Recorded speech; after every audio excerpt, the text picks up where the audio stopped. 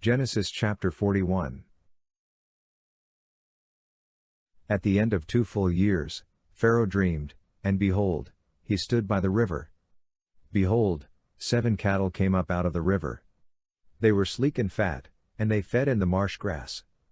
Behold, 7 other cattle came up after them out of the river, ugly and thin, and stood by the other cattle on the brink of the river.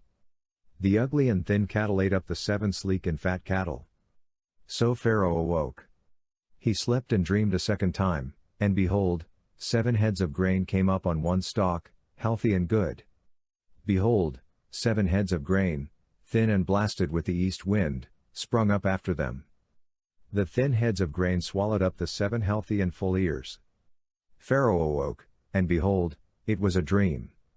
In the morning, his spirit was troubled, and he sent and called for all of Egypt's magicians and wise men.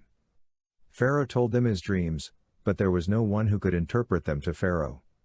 Then the chief cupbearer spoke to Pharaoh, saying, I remember my faults today. Pharaoh was angry with his servants, and put me in custody in the house of the captain of the guard, with the chief baker.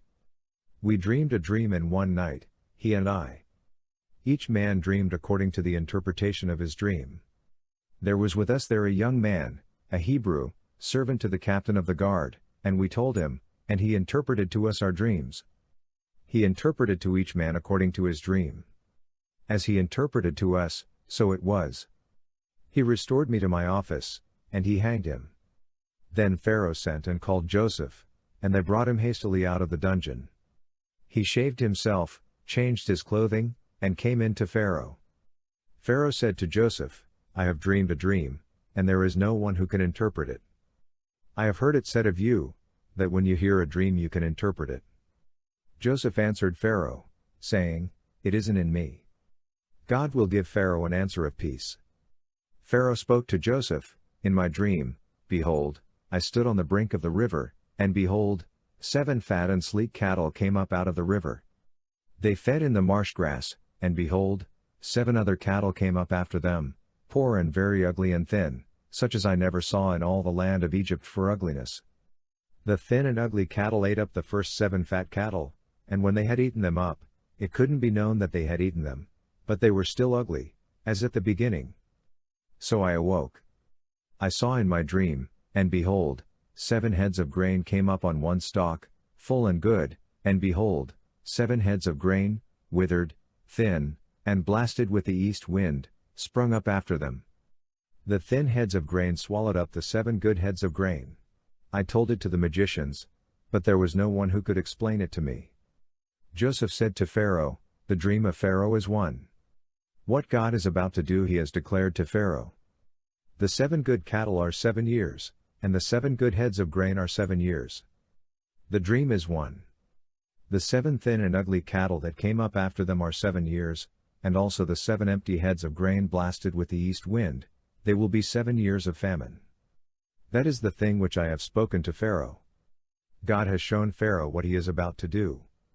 Behold, 7 years of great plenty throughout all the land of Egypt are coming. 7 years of famine will arise after them, and all the plenty will be forgotten in the land of Egypt. The famine will consume the land, and the plenty will not be known in the land by reason of that famine which follows, for it will be very grievous. The dream was doubled to Pharaoh, because the thing is established by God, and God will shortly bring it to pass. Now therefore let Pharaoh look for a discreet and wise man, and set him over the land of Egypt. Let Pharaoh do this, and let him appoint overseers over the land, and take up the 5th part of the land of Egypt's produce in the 7 plenteous years. Let them gather all the food of these good years that come, and store grain under the hand of Pharaoh for food in the cities, and let them keep it. The food will be to supply the land against the 7 years of famine, which will be in the land of Egypt, so that the land will not perish through the famine. The thing was good in the eyes of Pharaoh, and in the eyes of all his servants. Pharaoh said to his servants, Can we find such a one as this, a man in whom is the Spirit of God? Pharaoh said to Joseph, Because God has shown you all of this, there is no one so discreet and wise as you. You shall be over my house.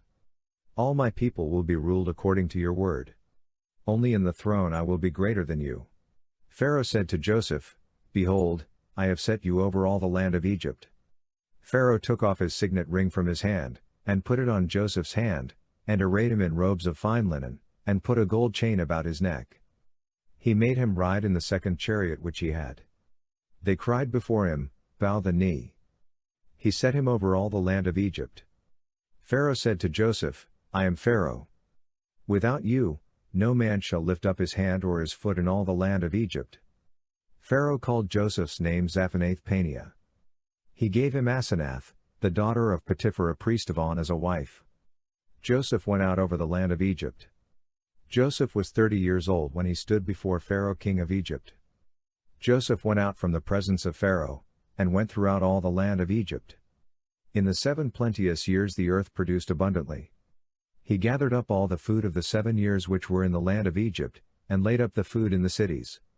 He stored food in each city from the fields around that city. Joseph laid up grain as the sand of the sea, very much, until he stopped counting, for it was without number. To Joseph were born 2 sons before the year of famine came, whom Asenath, the daughter of Potiphar a priest of On, bore to him. Joseph called the name of the firstborn Manasseh, for, he said, God has made me forget all my toil, and all my father's house. The name of the second, he called Ephraim, for God has made me fruitful in the land of my affliction. The 7 years of plenty, that were in the land of Egypt, came to an end. The 7 years of famine began to come, just as Joseph had said. There was famine in all lands, but in all the land of Egypt there was bread. When all the land of Egypt was famished, the people cried to Pharaoh for bread, and Pharaoh said to all the Egyptians, "Go to Joseph. What he says to you, do." The famine was over all the surface of the earth. Joseph opened all the storehouses, and sold to the Egyptians. The famine was severe in the land of Egypt. All countries came into Egypt, to Joseph, to buy grain, because the famine was severe in all the earth.